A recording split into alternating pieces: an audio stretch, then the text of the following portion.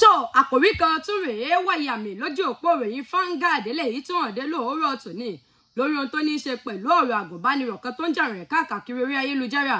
Àjọ NYSC mọ̀ ti sọ̀rọ̀ síta sí gbòòrò ayé lórí ìdí tí wọn ò fi fún ní ìwé ẹ̀rí rẹ̀ lẹ́yìn ìgbà tó sì rú ìlú tó.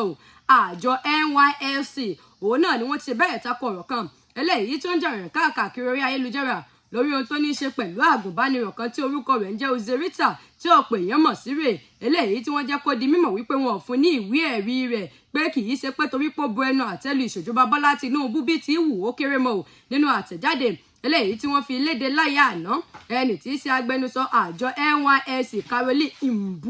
Mbu ṣàpèjúwe ẹ̀sùn eléyìí tí wọ́n fi kan àjọ NYSC gẹ́gẹ́ bí irọ́ tó jìnnà sóòótọ́ tí ò sì fẹsẹ̀ rinlẹ̀ bí ti wù kókó mọ́ pé òfúùtù fẹ́ẹ̀tẹ̀ àṣà tí ò nìkan ni ó ní wọn ò fún arábìnrin ọ̀hún ní ìwé ẹ̀rí rẹ̀ torí pé ó kùnà ó pa oṣù kan jẹ lásìkò tó ń sìnrú ìlú lọ́wọ́ wọn ní kò sí clearance oṣù kẹrin rẹ̀ ní oṣù April ìdí rèé tí wọn ò fi fún ní ìwé ẹ̀rí lẹ́yìn ìgbà tó lo ọdún kan tán ó ní Ray àwọn òun náà ló jẹ́ wípé kì í ṣe pé torí pé ó bẹnu àtẹ́lu ìṣèjọba Bọ́lá Tinubu nítorí pé ó kàn wà lára àwọn pé kì í sòun nìkan ni wọn fún ní ìwé ẹ̀rí ó kàn wà lára àwọn 131 eléyìí tó jẹ́ pé wọn fún ní ìwé ẹ̀rí wọn ni fún ìdí kan àbíkejì eléyìí tó sì jẹ́ bẹ́ẹ̀ tó nítumọ̀ lóní gbòógì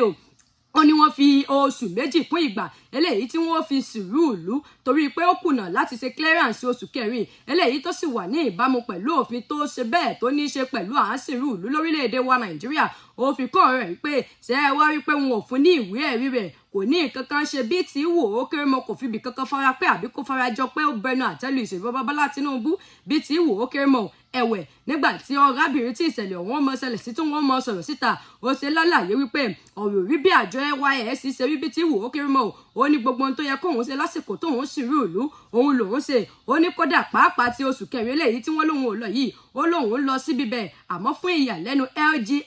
náà ló jẹ́ wípé ó dóhun dúró títí tí lẹ́yìn ọ̀rẹ́yìn ló wá ní kó ló gba fáìlì òun tó sì ní kóun bọ́ta kúrò nínú ọ́fíìsì rẹ̀ àmọ́ lórí ìṣẹ̀lẹ̀ yìí pẹ̀lú bí nǹkan ṣe rí láàkókò tá wà yìí lórí ìṣẹ̀lẹ̀ ọ̀hún gẹ́gẹ́ bí ìròyìn Vanguard bó ṣe gbé jáde bí ìròyìn Punch náà ṣe gbé lẹ́yìn àti àwọn ìwé ìròyìn olójoojúmọ́ ilẹ̀ wa míì agbẹjọ́rò àgbà lórílẹ̀‐èdè wa Nàìjíríà tó tún jẹ́ ajàfẹ́tọ̀ọ́ ọmọnìyàn Fẹ́mi Fálànà òun náà ló ti wá ṣe bẹ́ẹ̀ ló ti dá sí ọ̀rọ̀ ọ̀hún bákan náà àdíje dupò ààrẹ lọ́dún 2023 Àtíkù Abubakar òun náà ti dá síṣẹ̀lẹ̀ ọ̀hún bákan náà àjọ Seraf náà ti dá síṣẹ̀lẹ̀ ọ̀hún tí wọ́n sì ti ń bèèrè pé kí wọ́n ṣe ohun tó tọ́ àti ohun tó yẹ ìròyìn ọ̀hún pọ̀ sọ́wọ́ wájú sẹ́múwé ìròyìn Vanguard eléyìí tó jáde lóòórọ̀ tòní kẹ́ rákọ́lé ẹ̀.